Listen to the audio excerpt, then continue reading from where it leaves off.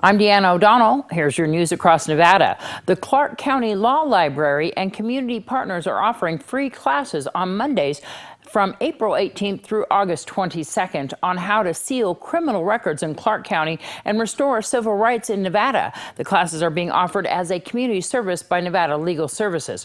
Classes will be held each Monday at the Clark County Law Library located in downtown Las Vegas.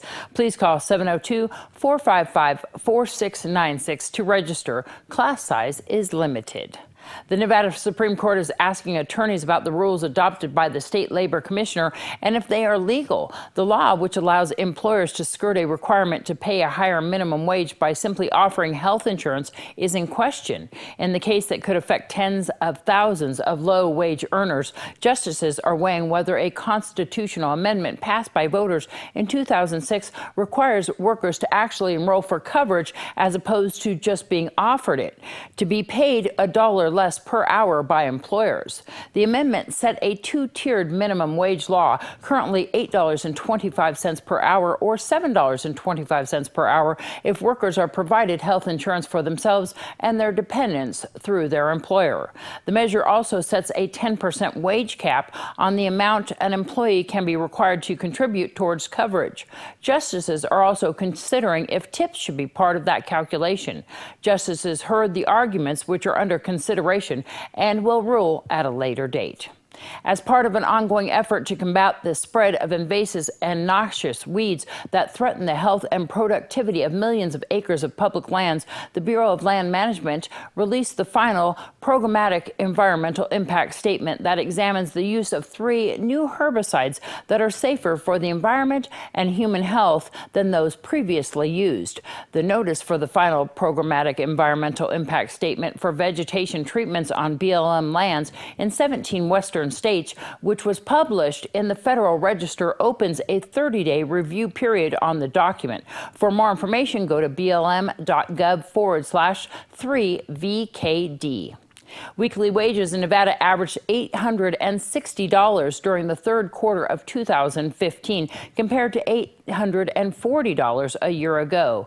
This represents a gain of 2.6% and is the highest third quarter reading on record. Wages have been trending up since 2011. Through the first 3 quarters of 2015, average weekly wages are up 1.6% from the prior year. I'm Deanna O'Donnell. That's your news across Nevada.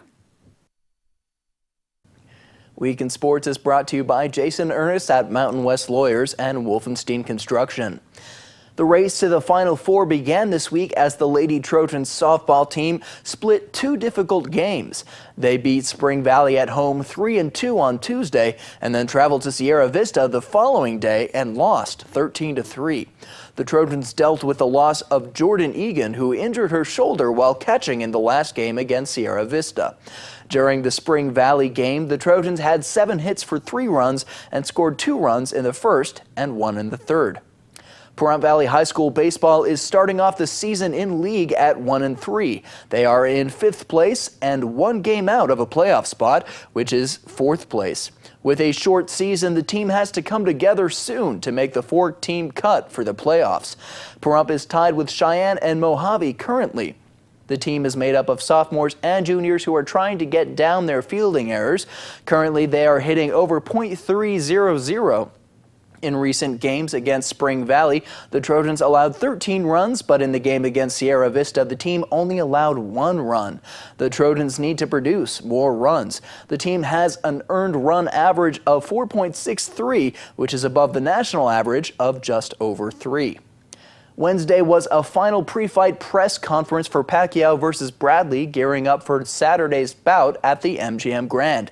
In the 2 previous fights between the pair, many believed Manny Pacquiao won the first fight. Timothy Bradley got away with a controversial split decision win. The second fight, Pacquiao won convincingly.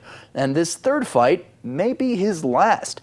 After more than 20 years as a professional boxer, Pacquiao might retire to run for Senate in the Philippines. While it's possible Pacquiao's career may come to a close on Saturday, it's the opposite for Bradley. His career stands to be defined by Saturday.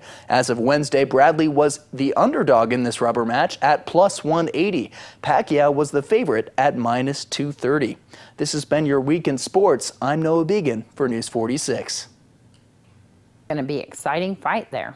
Let's go to this week's Symphony Animal Foundation Save a Pet. Hi, I'm Darbie here at Symphony Animal Foundation, and today we are joined with Abby. She is a mama cat. She is white and gray and black, and I would say that she's an early adult. She has some kittens that are like fairly new, about 2 weeks. And I am joined with Abby's kittens right now. They're 2 weeks old. They have the same coloring she does, and they're so little and precious. They're not up for adoption right now, but they'll be up for adoption in a few weeks along with Abby. And they're precious and they mew, and oh my goodness, I'm in love. If you'd like to see her or her kittens or any of the other animals at Symphony Animal Foundation, you can give them a call at 990-6578, or you can stop on by. They're on Wheeler Pass.